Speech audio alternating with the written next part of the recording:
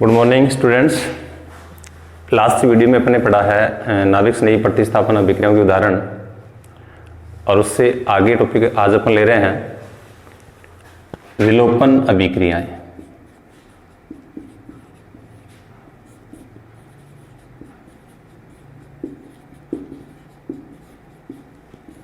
जिसका दूसरा नाम इसे विहाइड्रो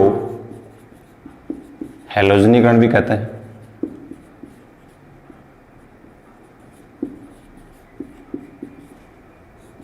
या एलिमिनेशन रिएक्शन।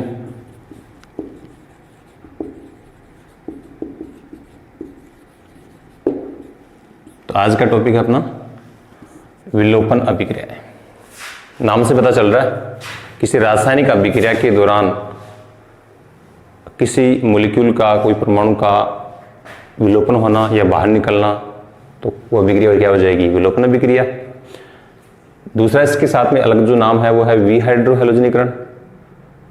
किसी भी रासायनिक अभिक्रिया के दौरान अगर हाइड्रोजन और हैलोजन परमाणु मिलकर के बाहर निकल रहे हैं तो इस प्रकार की अभिक्रिया को अपन क्या बोल देंगे? विहाइड्रो हैलोजनीकरण। यानी दोनों शब्द के नाम से पहले वी शब्द लगा हुआ। वी का मतलब एलिमिनेशन होता है, यानी बाहर निकलना, या यूं कह सकते हैं विलोपन होना।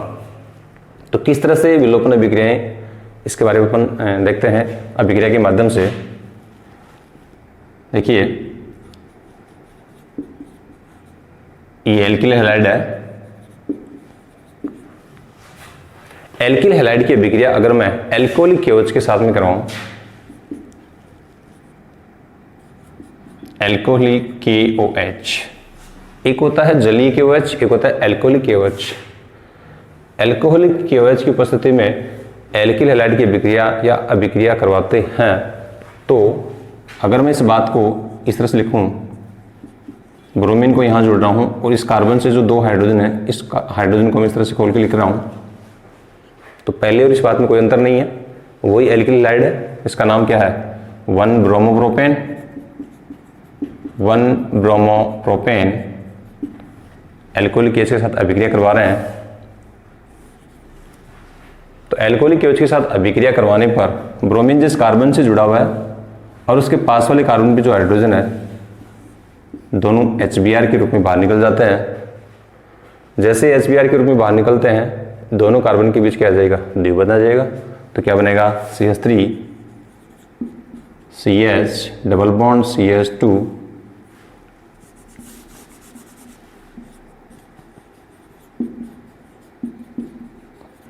Plus HBr।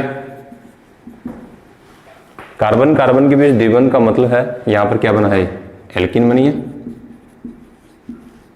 और कौन सी एल्कीन है? 3 कार्बन है, द्विबंध है, तो नाम हो जाएगा प्रोपेन।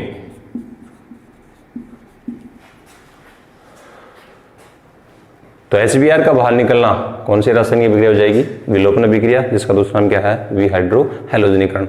इसी का एक एग्जाम्पल, यदि यहां पर अपने 3 कार्बन का एल्किल हैलाइड लिया है, यदि मैं 3 से ज्यादा कार्बन का एल्किल हैलाइड लेऊं तो अभिक्रिया में क्या चेंजेज होंगे, कितने प्रकार के उत्पाद बनेंगे? देखिए,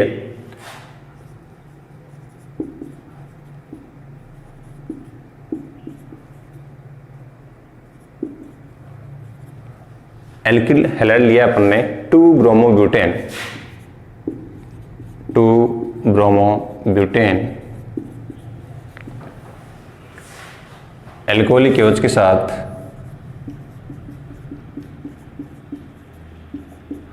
गर्म करते हैं। ALC, एल्कोहलिक शब्द के लिए ALC में शॉर्ट में इस्तेमाल कर रहा हूं। तो देखिए, यहां पर Br जुड़ा हुआ है।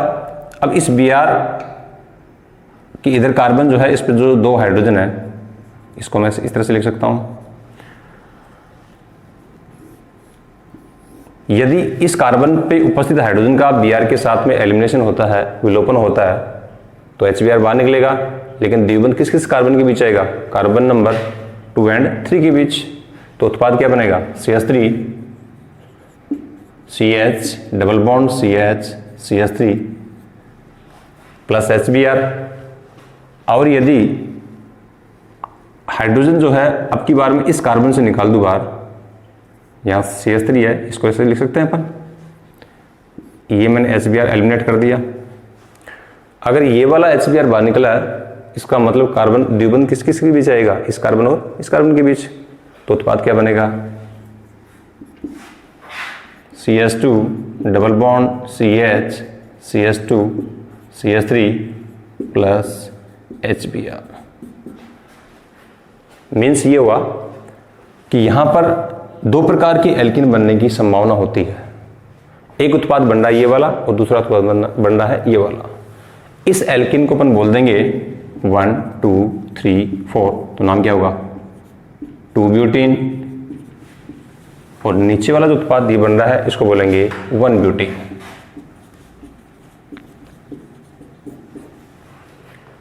तो विलोपन अभिक्रिया में अगर 4 कार्बन के एल्किल हैलाइड की अभिक्रिया अगर एल्कोहलिक केवच के साथ में करवाते हैं तो 2 प्रकार की एल्किन बनने की संभावना होती है। इस आधार पे साइंटिस्ट थे सेजेफ के नियमानुसार, सेजेफ ने नियम दिया था इस एल्किल हैलाइड के बारे में कि किसी भी 4 कार्बन वाले एल्किल हैलाइड को अगर केवच के साथ में गर्म करते हैं तो 2 प्रकार की एल्किन बनती है। तो 2 प्रकार की एल्किन बनने पर वो एल्किन अधिक मात्रा में बनेगी जिसमें द्विबंध से बंधित दोनों कार्बन परमाणु पर प्रतिस्थापियों की संख्या अधिक हो। अब ध्यान दे सकते हैं अपन दोनों उत्पादों के अंदर द्विबंध से बंधित, यहां पर द्विबंध से बंधित ये 2 कार्बन है और इसमें ये वाले दोनों कार्बन है। सेजेफ का नियम था कि द्विबंध से बंधित दोनों कार्बन परमाणु पर प्रतिस्थापियों की संख्या अधिक हो। अब द्विबंध से बंधित यहाँ पर ये 2 कार्बन है, यहाँ पर कितनी प्रतिस्थापी हैं, देखो इस पे 1 जुड़ा हुआ है, इस पे भी 1 जुड़ा हुआ है, यानी दोनों कार्बन पे 2 प्रतिस्थापी जुड़े हुए हैं। लेकिन नीचे वाले उत्पाद में सिर्फ इसी कार्बन पे एथिल समूह जुड़ा हुआ है, इस कार्बन पे कोई प्रतिस्थापी नहीं जुड़ा हुआ। मीन्स ये हो गया 2-ब्यूटीन जो होगी वो मुख्य उत्पाद होगी। मीन्स ये 80% मुख्य उत्पाद के रूप में बनेगा और 1-ब्यूटीन जो है वो 20% बनेगा। तो सेजेफ के नियमानुसार ये रासायनिक अभिक्रिया कंप्लीट होती है और इसमें मुख्य उत्पाद के रूप में वह एल्किन बनती है जिसमें द्विबंध से बंधित दोनों कार्बन परमाणु पर प्रतिस्थापी की संख्या अधिक हो। काफी इंपॉर्टेंट रिएक्शन है विलोपन अभिक्रिया या वी हाइड्रोहैलोजनीकरण। काफी बार राजस्थान बोर्ड के एग्जाम में इसको पूछा गया है। तो सेजेफ का नियम आपको याद रखना है। तो सेजेफ के नियम में सिंपल सा कॉन्सेप्ट है कि ये बात, मूल जो बात है वो यही है कि द्विबंध से बंधित दोनों कार्बन परमाणु पर प्रतिस्थापी की संख्या जितनी ज्यादा होगी वही एल्किन अधिक मात्रा में बनेगी, अर्थात वह एल्किन मुख्य उत्पाद के रूप में होगी। मुख्य उत्पाद का मतलब ये होता है कि वो सर्वाधिक मात्रा में बनेगी और जो उप उत्पाद जो होगा, जो कम मात्रा में बनेगा, वो 20% बनेगा। तो ये थी आपकी विलोपन अभिक्रिया या जिसको अपन बोल सकते हैं वी हाइड्रोहैलोजनीकरण। अब नेक्स्ट अपन बात करते हैं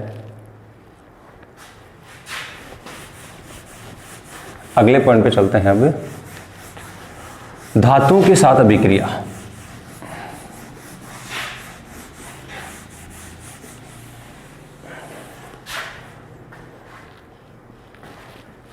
धातुओं के साथ अभिक्रिया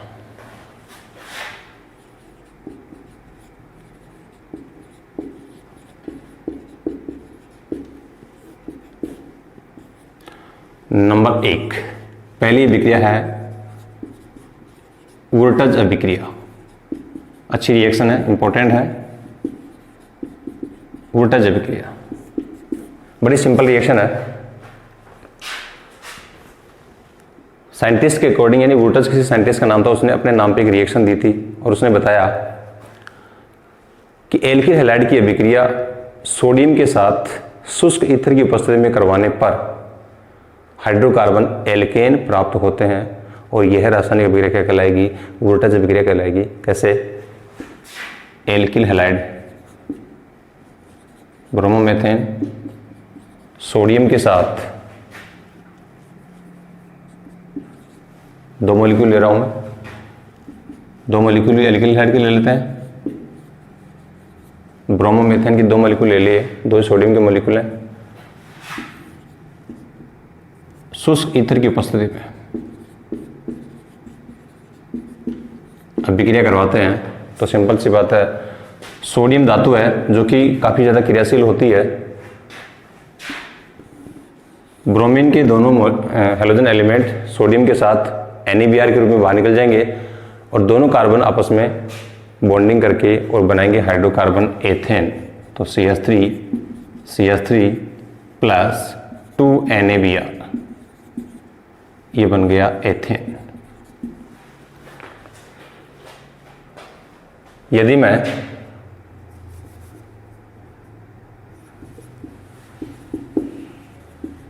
हैलोजन एलिमेंट आप कोई सा भी ले सकते हो, एक एग्जांपल अपन और ले लेते हैं। क्लोरोएथेन है, क्लोरोएथेन सोडियम के साथ अभिक्रिया करवा रहे हैं, तो 2 मॉलिक्यूल ले रहे हैं तो 2 मॉलिक्यूल इसके लेंगे अपन, तो Cl(C2H5) किसकी उपस्थिति में, याद रखना है शुष्क ईथर की उपस्थिति में। अगर आप इस अभिक्रिया में ड्राई ईथर की एब्सेंस दिखाओगे तो अभिक्रिया कंप्लीट नहीं होगी। तो याद रखें शुष्क ईथर की उपस्थिति में तो सेम वही रिएक्शन है, दोनों सोडियम के मॉलिक्यूल दोनों क्लोरीन के साथ में बाहर निकलेंगे, तो क्या निकलेगा 2NaCl, और ये कार्बन इस कार्बन के साथ में बॉन्डिंग करके बना देगा हाइड्रोकार्बन एल्केन। तो क्या बनेगा C2H5 plus 2NaCl। Total carbon की संख्या कितनी है, 4 है, प्रत्येक कार्बन के बीच एकल बंध है, तो नाम क्या हो जाएगा N-ब्यूटेन। सीधी श्रृंखला वाला हाइड्रोकार्बन एकल बंध है, तो IUPAC नोमेनक्लेचर में N शब्द का इस्तेमाल करते हैं। N का मतलब होता है नॉर्मल, N शब्द आपको स्मॉल लेटर में लगाना है, तो N-ब्यूटेन बन गया। तो ये थी सिंपल से अभिक्रिया आपकी वोल्टेज अभिक्रिया। इसके बाद नेक्स्ट रिएक्शन अपन देखते हैं धातु के साथ में, जिंक के साथ। ये तो अपन ने कर ली किसके साथ में, सोडियम के साथ में। नंबर 2 जिंक के साथ।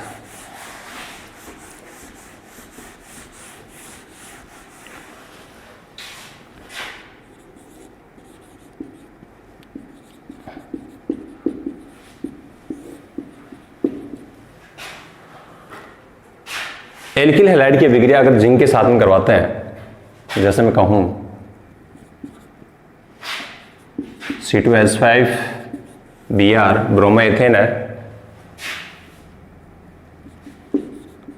प्लस जिंक,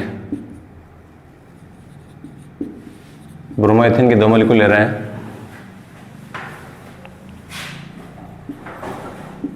अभिक्रिया करवाएंगे। बड़ी सिंपल सी रिएक्शन है। Zn जिसकी न्यूनतम ऑक्सीकरण अवस्था +2 होती है, तो एक जिंक का मॉलिक्यूल दोनों ब्रोमीन के साथ में बाहर निकल जाएगा, तो क्या बनेगा ZnBr2 जिंक ब्रोमाइड। दोनों कार्बन आपस में जुड़ जाएंगे,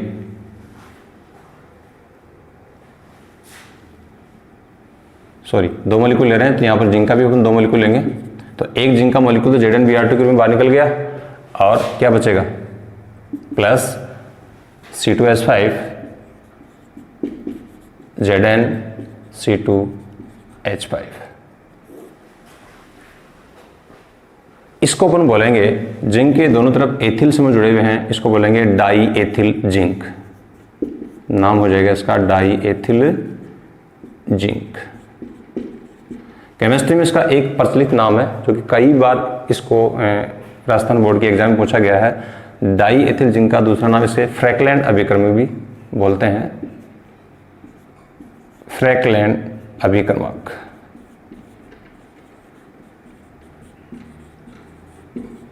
डायरेक्टली पूछता है अगला फ्रैकलैंड अभिकर्मक क्या है, तो डाई एथिल जिंक जो है इसको अपन फ्रैकलैंड अभिकर्मक बोलते हैं। इस बात को अपन ऐसे भी लिख सकते हैं, कई जगह आपको ऐसे भी लिखा हुआ मिल जाएगा डाई एथिल जिंक। तो ये दोनों एक ही बात है, इसमें कंफ्यूजन नहीं होना है। तो ये अभिक्रिया होगी आपकी जिंक के साथ में डाई एथिल जिंक, जिसका दूसरा नाम क्या है फ्रैकलैंड अभिकर्मक, जो कि काफी ज्यादा प्रचलित ये अभिकर्मक है।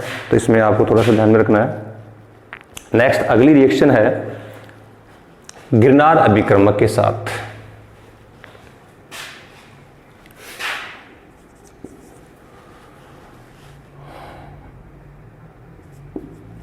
गिरनार अभिकर्मक क्या होता है गिरनार अभिकर्मक? पहले अपन ये जानते हैं कि गिरनार अभिकर्मक होता क्या है, बनाएंगे कैसे इसको, और फिर इसके बाद में इसकी अभिक्रिया कराएंगे अपन एल्किल हैलाइड के साथ। देखिए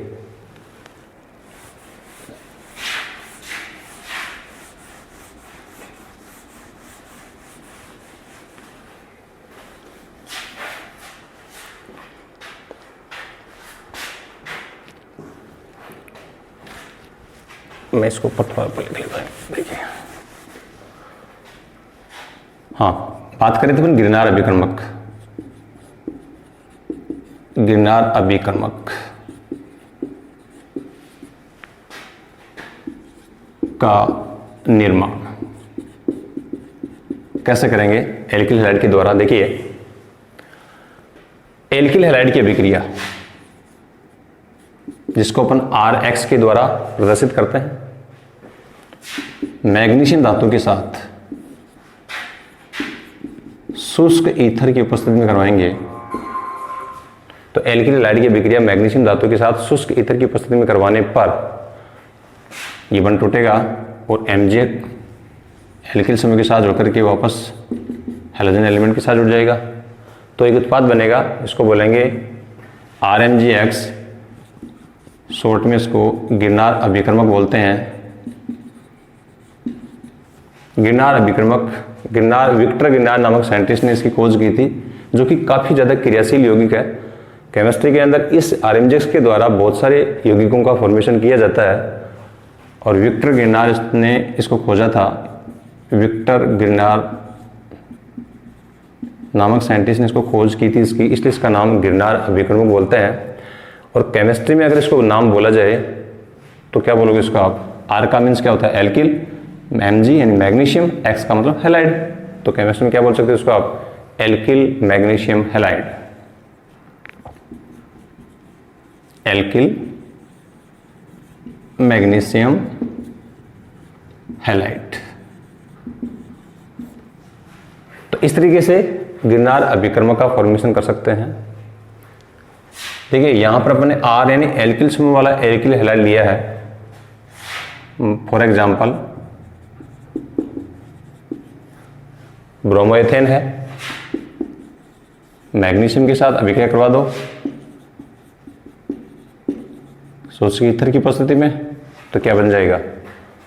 C2H5 MgBr। एलिफेटिक हाइड्रोकार्बन यहां पर जोड़ा है आपने, ये बन गया ethyl magnesium bromide, ethyl magnesium bromide. Alkyl hydrocarbon की जगह यहां पर आप एरोमेटिक हाइड्रोकार्बन का भी इस्तेमाल कर सकते हो। जैसे एग्जांपल के रूप में देख लेते हैं अपन, कैसे? एरोमेटिक यानी एरिल हैलाइड आपने ले लिया, ब्रोमोबेंजीन की अभिक्रिया आपने करवा दी मैग्नीशियम के साथ ड्राई ईथर, तो रिएक्शन वही सेम होगी और क्या बन जाएगा? MgBr। तो ये बन गया फेनिल मैग्नीशियम ब्रोमाइड, इसका नाम हो जाएगा फेनिल मैग्नीशियम ब्रोमाइड।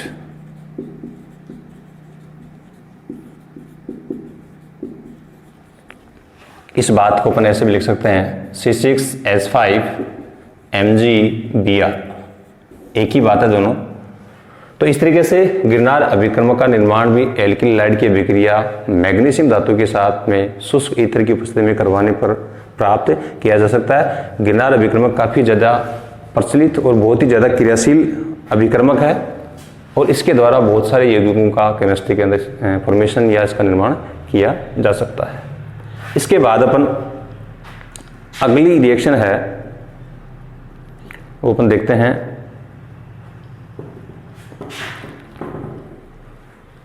अपचयन करवाते हैं, एल्किल हैलाइड का अपचयन।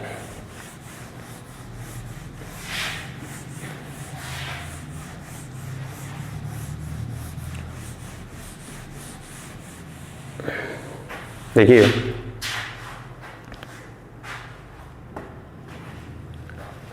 अपचयन रिडक्शन 11th क्लास में आप लोगों ने पढ़ा है, ऑक्सीकरण और अपचयन दोनों की 5-5 परिभाषाएं आप लोगों ने पढ़ी हैं। और अपचयन की पहली परिभाषा थी आपने पढ़ी होगी कि किसी भी रासायनिक अभिक्रिया के दौरान हाइड्रोजन का योग अगर होता है तो वह रासायनिक अभिक्रिया अपचयन कहलाती है। सिंपल या शॉर्ट में अगर बात करूं तो बोल सकते हो हाइड्रोजन का योग क्या कहलाएगा, अपचयन कहलाएगा। अब एल्किल हैलाइड की अभिक्रिया जैसे RX हाइड्रोजन का योग करवाओगे, यहां पर आप कोई भी अपचायक ले सकते हो। तो यहां पर देखिए अपने एल्किल हैलाइड की अभिक्रिया हाइड्रोजन का योग करवा रहे हैं, कोई भी अपचायक आप ले सकते हो। तो अभिक्रिया कौन सी होगी, अपचयन होगी। अब अपचयन होगी तो मैंने पहले ही ऊपर लिखा है, देखिए हाइड्रोजन का योग, एल्किल हैलाइड पे दोनों हाइड्रोजन का योग आप करवाओगे तो एक हाइड्रोजन R के साथ में चला जाएगा, एक हाइड्रोजन X के साथ में चला जाएगा। तो क्या बनेगा RH प्लस HX, ये बन गया एल्केन और ये बन गया हाइड्रोजन हैलाइड।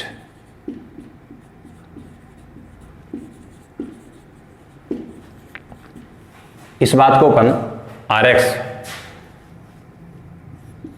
एग्जाम्पल भी ले लेते हैं। C2H5Br अपचयन की पहली परिभाषा के अकॉर्डिंग हाइड्रोजन का योग अगर इस पे करवाते हैं तो एक हाइड्रोजन यहां जुड़ जाएगा, एक Br के साथ चला जाएगा। तो यहां क्या बनेगा C2H6 प्लस HBr, ये बन गया एथेन। तो ये जितनी भी रासायनिक अभिक्रियाएं, धातुओं के साथ अभिक्रियाएं जो अपन पढ़ रहे हैं, इन सभी अभिक्रियाओं में एक कॉमन चीज आई है कि जैसे अपन ने अभी पढ़ा है वुटज अभिक्रिया। वुटज अभिक्रिया में अपन ने देखा कि एल्किल हैलाइड की अभिक्रिया अपन ने सोडियम के साथ शुष्क ईथर की उपस्थिति में करवाई और प्राप्त उत्पाद अपने को क्या मिला था, एल्केन प्राप्त हुआ था। और यहां पर फिर से अपन अपचयन करवा रहे हैं, अपचयन में भी अपने को क्या मिल रहा है, एल्केन प्राप्त हो रहा है। तो ये जो रासायनिक अभिक्रियाएं वुटज अभिक्रिया है या अपचयन अपन ने करवाया है, इन रासायनिक अभिक्रियाओं का उपयोग निम्न हाइड्रोकार्बन से उच्च हाइड्रोकार्बन प्राप्त करने के लिए भी इनका इस्तेमाल किया जाता है। तो ये काफ़ी जो अभिक्रियाएं हैं जो अपन ने पढ़ी हैं, काफ़ी इंपॉर्टेंट हैं।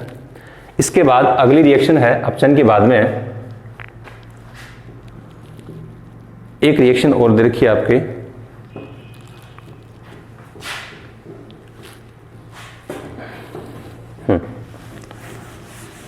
नेक्स्ट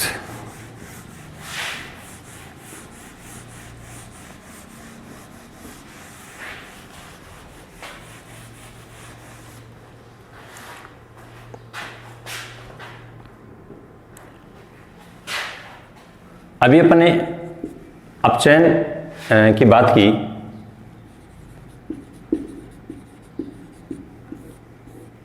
और इससे पहले अपन ने बात की वोल्टेज अभिक्रिया की। दोनों ही अभिक्रिया में अपने बात की है, दोनों से उत्पाद जो बनता है वो बनता है एल्केन।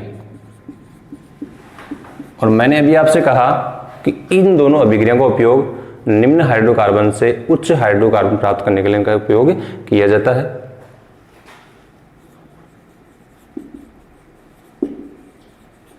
ब्रोमोएथेन आपको दे रखा है, यानी एल्किल हैलाइड है, और इससे आपको 4 कार्बन का हाइड्रोकार्बन एल्केन बनाना है। तो सिंपल सी बात है, आप क्या कर दोगे, एक बार ये रिएक्शन में दोबारा से आपको इसलिए बता रहा हूं कि इस अभिक्रिया का उपयोग अपन इस तरह से भी कर सकते हैं। तो ध्यान दें,